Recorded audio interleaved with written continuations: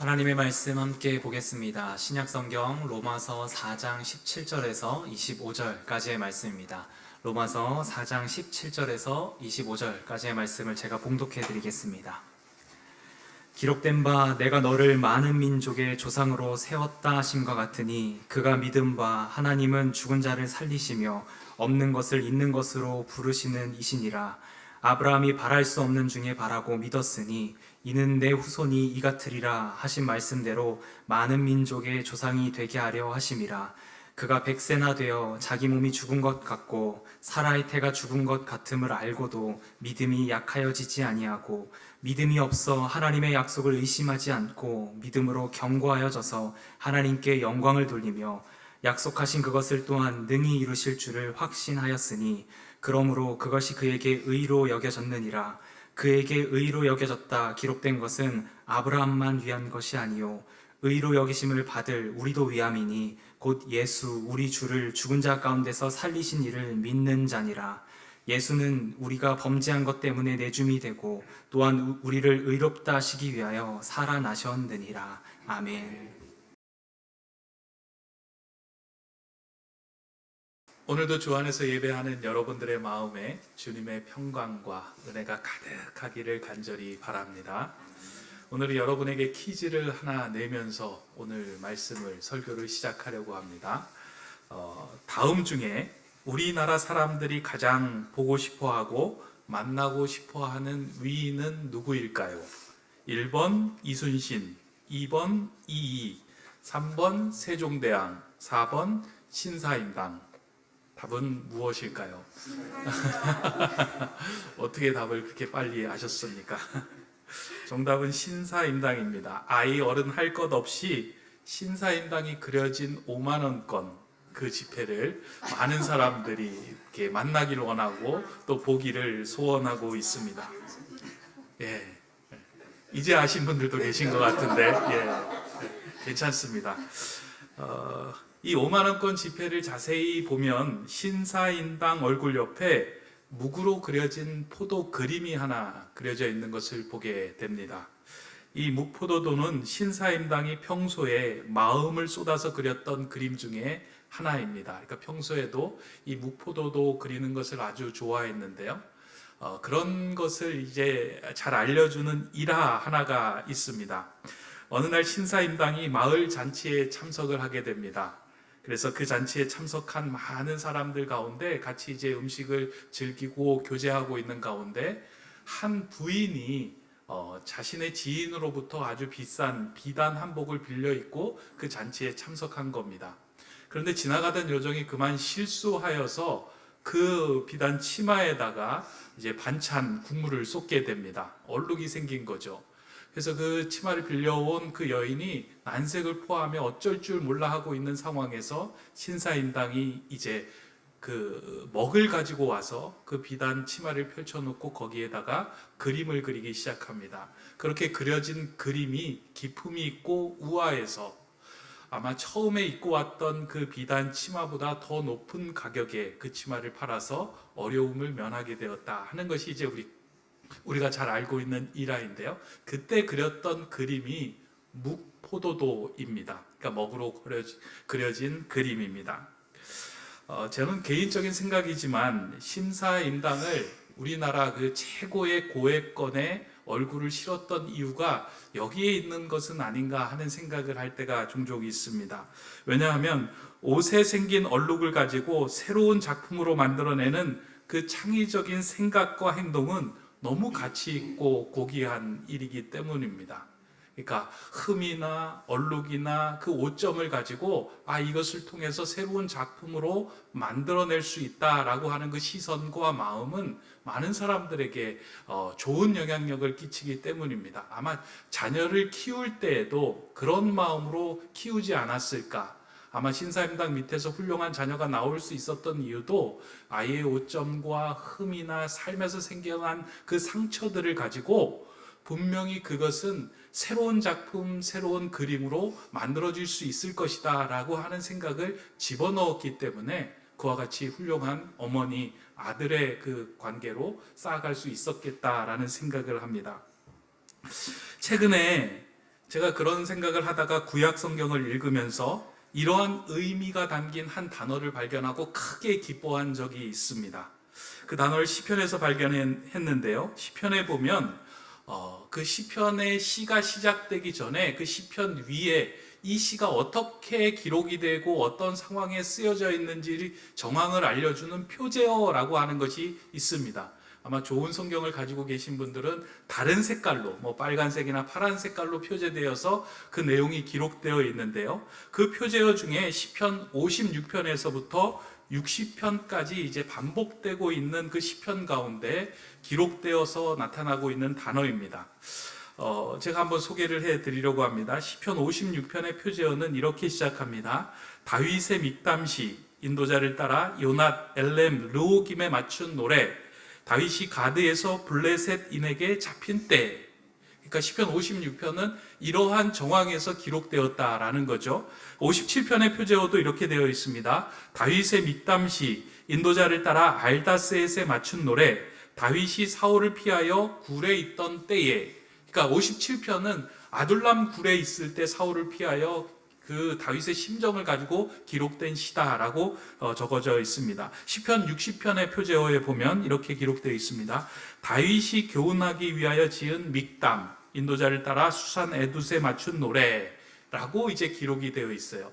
5편 모두에 동일하게 들어있지만 그 중에 이제 3편을 골라봤는데 공통되게 나타나는 그 단어, 표현이 뭐가 있을까요? 믹담이라고 하는 단어입니다. 그러니까 믹담이라는 단어를 좀 찾아보니까요, 옷에 생겨난 흠, 그러니까 옷에 생겨난 상처를 믹담이라고 이야기합니다. 조금 의역하면 우리의 삶에서 생겨난 상처나 흔적을 의미하는 것을 믹담이라고 이야기를 하는 거예요. 그리고 또 하나의 의미가 있다면 믹담은 이 옷에 생겨난 상처나 삶의 여정에서 생겨난 그 흔적들을 마음의 색이다라고 하는 것의 의미가 믹담의 의미입니다. 이게 서로 의미가 상충되지만요, 다윗은 이 의미를 이용해서 자신이 시를 풀어나가고 있습니다. 어떻게 풀어나가냐면 내 인생에 생긴 오점, 흔적, 아픔, 상처들이 하나님의 손에 들려있을 때에 그것은 내 인생을 하나님께서 어떻게 펼쳐나가시는지 그 그림을 보게 하는 아주 중요한 교훈이 된다라고 생각을 하면서 이 시를 기록해 나간 것이 이제 믹담시입니다. 그래서 실제로 시편 56편, 57, 58, 59, 60편을 여러분들이 집에서 읽어보면 다윗의 인생 가운데 영화롭고 번영했던 상황을 기록한 것이 아니고요, 치명적인 실수, 아픔, 흔적, 오점을 다 끄집어내서 기록하고 있습니다. 그래서 사울을 피하기 위하여 블레셋 왕에게 도망갔던 일, 사울에게 쫓겨 결국 인생의 막장과 같은 아둘람 굴에 머물렀던 일, 그리고 다윗의 아들인 압살롬의 쿠데타로 인하여 눈물을 흘리며 피난길에 올랐던 순간, 다윗의 삶에서 가장 지워내고 싶었던 그 오점과 흔적과 상처들을 가지고 자세히 그 상황을 들여다보았더니 하나님을 믿고 신뢰하며 의지하며 그 길을 걸었더니 결국 하나님께서는 그 오점을 바꾸어 하나님의 놀라운 역사를 이루어가는 견고한 믿음으로 세워주는 귀한 자리들이 되었다라고 다윗은 그것을 보고 깨닫고 발견하여 그것을 믹담시로 기록한 것입니다. 비록 자신의 순간이 어두운 터널이며 굴의 막장처럼 여겨질지라도 하나님께서는 빛을 비추어 주시고 그 속에서 새로운 일을 풀어가시는 것을 다윗은 경험했습니다. 아둘람 굴에서 막장과 같은 굴에 머물러 있었을 때 많은 돕는 사람들을 보내어 주셔서 그곳에서 사람들과 함께 공동체를 이루고 그 사람들을 통해서 이스라엘을 세워가는 귀한 그 역사의 일꾼들로 삼아주시는 장소로 삼아주셨다는 거예요. 내 인생에 죽을 것 같은 오점이 하나님의 손에서 새롭게 빚어지는 놀라운 일들이 펼쳐지게 하셨구나. 하나님은 살아계시고 역사하시고 내 인생의 흔적까지도 새롭게 바꾸어 주시는 분이다. 그러면서 후대에 남겨 기록을 한 거예요. 너희들의 인생에도, 당신들의 인생에도 오점이나 흔적이나 아픔이 있을 때 낙심하고 그곳에만 머물러 있지 마십시오. 하나님의 손에 들릴 때는 새로운 그림, 새로운 작품으로 빚어질 것입니다. 그것이 믿음입니다. 그것을 마음에 새기십시오 라는 마음으로 새겨준 것이 믹담시입니다. 이러한 믹담은 우리가 신앙생활하면서 꼭 마음에 새겨두고 기억해야 합니다. 신앙생활하면서 우리의 마음속에 불쑥불쑥 이러한 오점, 치명적인 실수, 아픔의 순간들은 우리의 마음에 의심을 가져오기 때문입니다. 하나님이 살아계시는가? 하나님은 나를 사랑하고 계시는가? 내가 하나님을 믿는 것에 어떤 의미가 있을까? 라는 것에 의심이 다가와서 우리로 하여금 낙심케 하고 우리의 마음을 주저앉게 만드는 일들이 불쑥불쑥 찾아옵니다. 이건 하나님을 믿는 신앙인이라고 해서 안 찾아오는 것이 아닙니다. 목사에게도 찾아오고요, 장로님에게도 찾아오고, 권사님에게도 찾아오고, 매일매일 이 자리에 나와 기도하시는 분들에게도 찾아옵니다. 그 이유는 뭘까요? 의심이라고 하는 것은 하나님의 믿음을 가지고 있는 자에게 나타나는 증상이다라고 생각해도 틀리지 않는다는 거예요. 왜냐하면 우리는 이 땅을 살아갈 때요, 하나님 나라의 발을 딛고 있는 동시에 이 세상의 발을 딛고 살아가는 존재입니다. 두 도성을 살아가고 있잖아요. 하나님을 믿고 하나님의 나라를 인정하며 살아가고 있지만 이 세상에, 이 땅에 살아가고 있는 모든 규칙에 우리의 발을 딛고 살아가고 있는 존재들입니다. 근데 세상적인 시각으로 볼 때에 도저히 되지 않고 풀어지지 않는 일들도 하나님의 나라에서는 가능하고 하나님 나라에서는 인정이 되는 일들이 있다는 거예요. 이게 우리의 삶 속으로 들어올 때 그것이 갈등을 일으키고 상충되기도 하고 의심을 불러일으킵니다. 그러면 이 의심의 상황은 우리의 속에서 없애야 되는 상황이 아니고요, 의심을 뚫고 나오는 믿음으로, 견고한 믿음으로 하나님께 몸을 기울여야 하는 상황입니다. 여러분들은 어떤 그 마음이 있나요? 전혀 그 신앙생활 하면서 마음속에 의심이나 갈등이 전혀 없이 살아가고 계십니까? 하나님은 나를 사랑하고 계시고 하나님은 나를 평안케 하신다. 늘 여기에만 사로잡혀 살아가십니까? 아니면 하나님 살아계시는가? 하나님 나를 사랑하고 계시는가? 내 기도를 들어주고 계시는가? 이런 의심이 있다면 여러분들 낙심하지 마시기 바랍니다. 여러분 안에 심겨진 믿음의 씨앗이, 하나님의 믿음의 씨앗이 조금씩 자라나 하나님 쪽으로 여러분을 끌어당기는 것이다 라고 생각을 하면 됩니다. 그래서 오늘 우리가 살펴볼 평화의 기도 5번째 기도는 아주 중요한 기도예요. 의욕이 있는 곳에 믿음을 심게 하소서. 의욕이라는 말은 영어에서는 의심이라고 하는 말하고 같은 말입니다. 다우트를 사용을 하고 있는데요, 이 다우트는 더블이라고 하는 단어에서 나왔습니다. 더블이 뭐예요? 2가지예요. 우리 속에 2가지가 상충이 되고 2가지가 들어왔을 때 의심이 되고 갈등이 되는데요, 이 상황 속에서 우리가 믿음으로 더 견고해지는 것, 그 믿음이 우리에게 와서 의심을 뚫고 솟아나는 의의 나무가 되게 해달라고 기도하는 간구가 의심이 있는 곳에 믿음을 더하게 하소서라는 간구입니다. 오늘 우리가 읽었던 로마서, 바울이 기록했던 로마서에서는요, 이 의심과 믿음의 문제를 좀 풀어가기 위해서 하나님께서 믿음의 조상이라고 불렀던 그 아브라함을 소환하며 이 문제를 하나둘씩 좀 풀어가고 있습니다. 그 가운데 저는 이 아브라함의 삶을 통하여 의심이 있는 곳에 믿음을 더하는 삶이 무엇인지를 좀 2가지로 살펴보고자 합니다. 첫 번째, 아브라함의 믿음을 자세히 들여다보니 아브라함의 믿음은 의심이 오는 상황일 때마다 하나님께로 몸을 기울이는 믿음이었다라는 것입니다. 아브라함에게 다가온 의심의 상황은 우리가 너무 잘 아는 사건이죠. 하나님께서 어느 날 아브라함에게 찾아가서 그렇게 말씀하시잖아요. 내가 너에게 너의 태에서 후손을 주겠다라고 이야기를 합니다. 근데 시간이 지나가면서 더 이상 자신의 몸으로, 자신의 태에서는 아이를 낳을 수 없는 상황이 아브라함과 사라에게 다가옵니다. 그럼에도 불구하고 아브라함은 하나님의 말씀을 의지하고 세상적인 판단에 자신의 몸을 맡기지 않고 세상적인 판단에 자신의 마음과 행동을 맡기지 않고 하나님의 말씀으로 몸을 기울입니다. 바울은 그러한 아브라함의 모습을 오늘 본문에서 이렇게 기록해 주고 있습니다. 4장 19절의 말씀인데요. 그가 100세나 되어 자기 몸이 죽은 것 같고 사라의 태가 죽은 것 같음을 알고도 믿음이 약하여지지 아니하고, 자신의 상황을 보니까 100세나 되어서 몸이 죽었고 사라의 태도 다쳤고 도저히 세상적인 생각으로서는 하나님의 말씀과 약속이 이루어지지 않을 것 같다라는 생각이 드는 시점이었어요. 그런데 아브라함은 믿음이 약하여지지 않고 하나님의 말씀에 순종하여 하나님께서 내게 자녀를 주시겠다라는 것을 믿고 나아갑니다. 이러한 모습을 한 단어로 표현한다면 아브라함은 하나님을 경외하였다라고 표현할 수 있습니다. 경외라고 하는 단어는요, 하나님 쪽으로 몸을 기울이다라는 말입니다. 다시 말해서 내 안에 세상적인 생각이 들어오고요, 하나님 나라의 하나님의 약속의 말씀이 들어올 때 이것이 두 개가 우리의 마음속에 생각 속에 저울처럼 이렇게 달릴 때, 경외라고 하는 것은 하나님의 약속 마음 쪽으로 몸을 이렇게 기울이는 거예요. 근데 이 마음을 기울이는 것은 쉬운 일이 아닙니다. 분명한 하나님에 대한 인식이 있어야 하고요, 하나님이 어떠한 분이신지를 명확히 알 때에만 이쪽으로 몸을 기울일 수 있어요.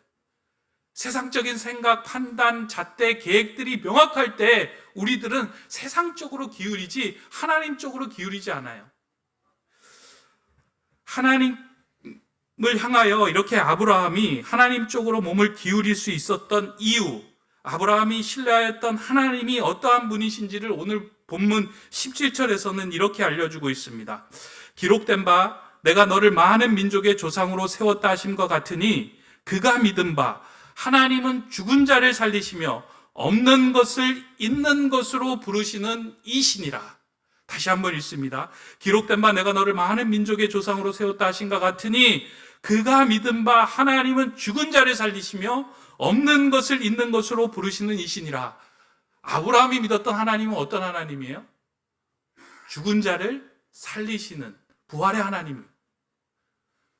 예수 그리스도를 부활시킨 그 하나님, 예수 그리스도 때만 존재하셨던 그 하나님이 아니고요, 이미 구약의 창세기에서부터 하나님은 죽은 자를 살리시는 하나님이셨어요.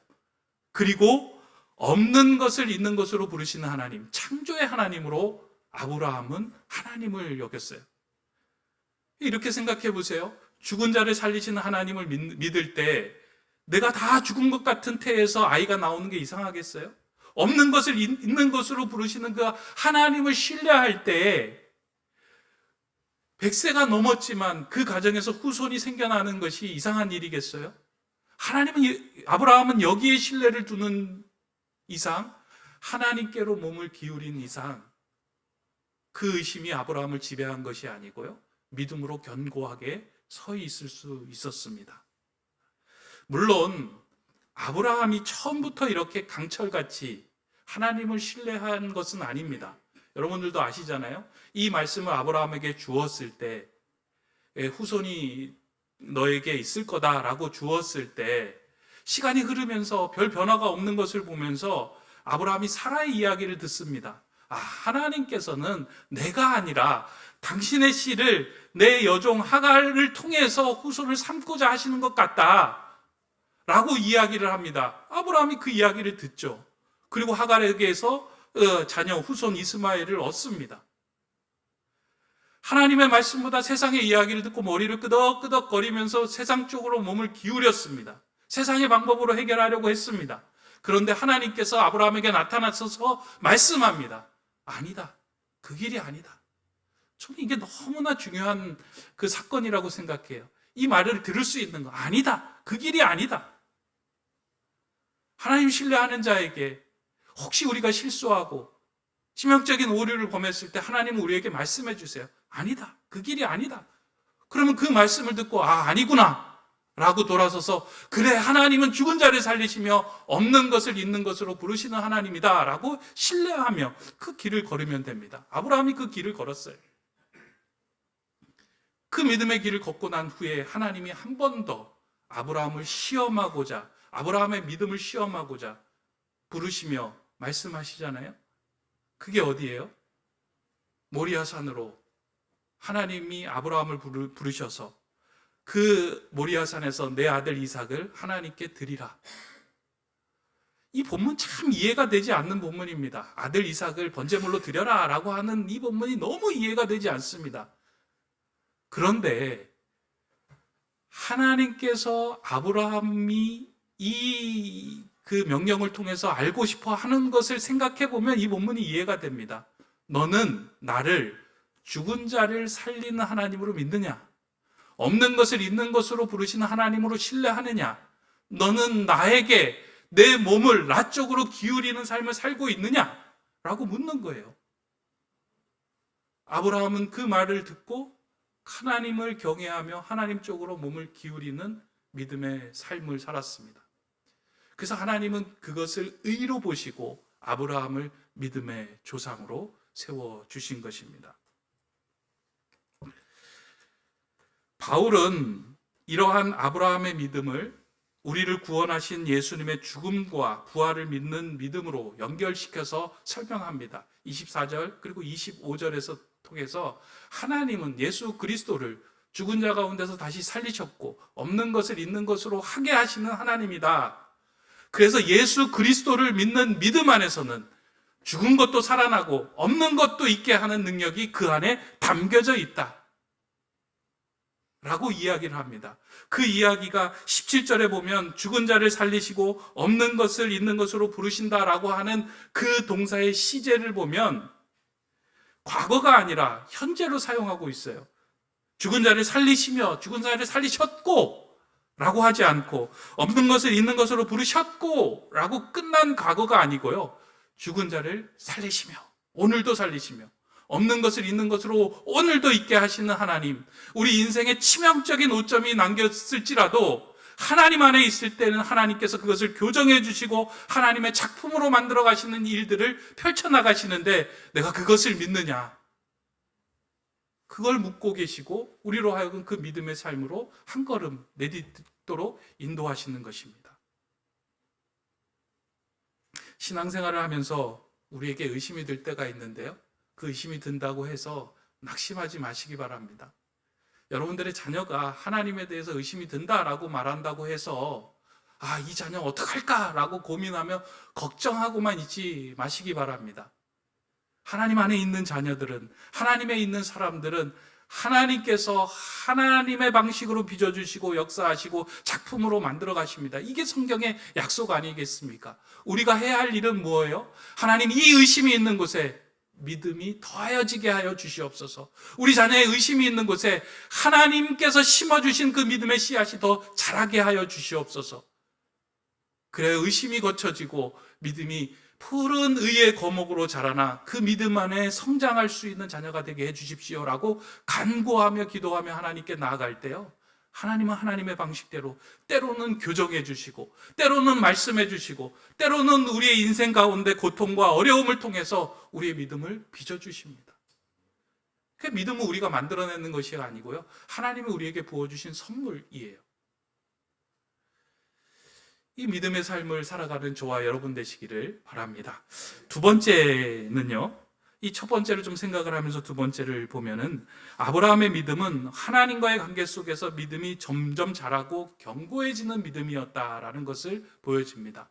우리는 믿음 생각하면요, 하나님을 믿는다 그러면 하나님께서 우리에게 믿음을 딱 주심을 통해서 다 동일한 믿음이 될 거라고 생각을 합니다. 그런데 그렇지 않아요. 오늘 본문에 읽어보면 믿음이 없다, 믿음이 약해졌다, 믿음이 견고해졌다, 믿음의 확신 가운데 거한다 라고 표현을 하고 있어요. 이건 어떤 얘기예요? 믿음이 자라고 성장한다 라고 하는 의미를 담아내고 있습니다. 믿음이라고 하는 것은 우리가 노력해서 주어지고 노력해서 얻을 수 있는 그 어떤 것이 아닙니다. 믿음은 하나님의 전적인 선물이에요. 우리가 우리 힘으로 하나님을 믿어낸 것이 아니고요, 하나님이 우리 안에 믿음의 씨앗을 넣어줬기 때문에 우리가 하나님을 믿을 수 있게 된 거예요. 그 믿음의 씨앗 때문에 여기에 다 앉아 있는 것입니다. 그렇지 않습니까? 내가 노력하고 돌을 닦아서 믿음이 생긴 게 아니에요. 근데 이 믿음의 씨앗은요, 믿음의 영양분을 먹고 자라고 성장하고 견고해지는 거예요.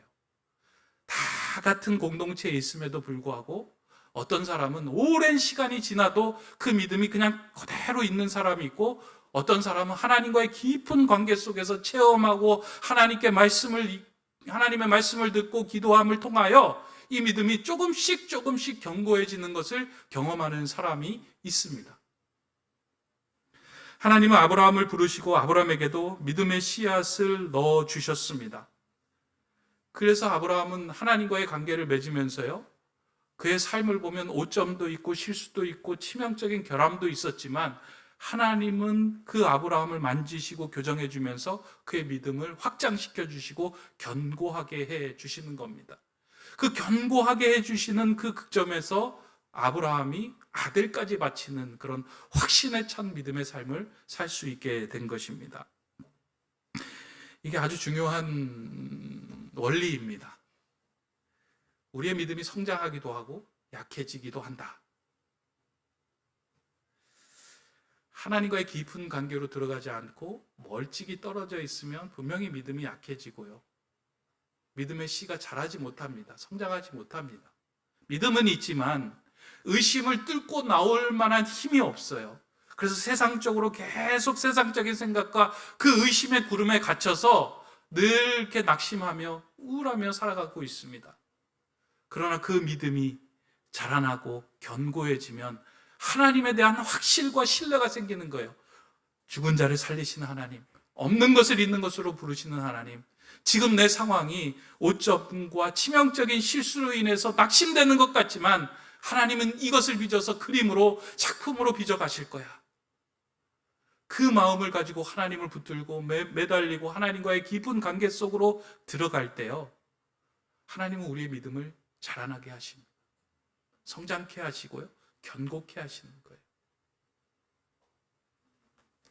최근에 제가 변변찮은 농사를 지으면서 이러한 하나님의 이제 마음을 이렇게 깨달을 때가 종종 있습니다. 우리 옥상에 가면 이제 상추를 심어놨는데요, 작년에도 상추를 심고 올해도 상추를 심었습니다. 화분에 이제 흙을 놓고 거기에 상추를 심었는데요, 작년에는 상추를 심었는데 심고 난 한 두세 주가 지나고 난 후에 상추가 너무 잘 자라서, 그리고 싱싱하게 자라서 주일 올 때마다 성도님들에게 그 상추를 따서 이렇게 선물을 해드린 적이 있습니다.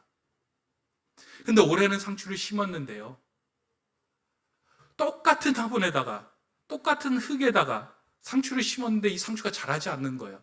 2주가 돼도 안 자라고 3주가 돼도 안 자라고 그냥 점점 비실비실해져 가는 거예요. 아마 여러분들 옥상에 올라가 보신 분들이 아실 테지만, 우리 목사님이 이제 작년과 달리 올해는 이 상추에 관심을 안 썼는구나 라고 생각할 수 있겠지만 아닙니다. 동일하게 물도 주고요, 동일하게 관리를 했습니다. 근데 왜 그럴까요? 알고 봤더니 흙에 있는 영양분이 다 빠진 거예요. 빨아먹을 영양분이 없어서 이 상추가 그냥 그대로 그냥 비실비실한 채로 있는 거예요. 작년 한 해 동안 그곳에다 상추도 심고 다른 식물도 심으면서 그 흙이 가지고 있는 영양분이 다 밑으로 새어가고 식물로 다 빠져나간 그 흙에서 상추가 자라니까 상추가 성장하지 못하는 거예요. 그래서 제가 최근에 지난주하고 지지난주에 그 비료를 사다가 막 물을 해가지고 그 상추에다가 뿌려줬더니요, 그 비료를 먹은 상추가 이렇게 자라더라고요. 영양분을 먹은 상추가 자라더라고요.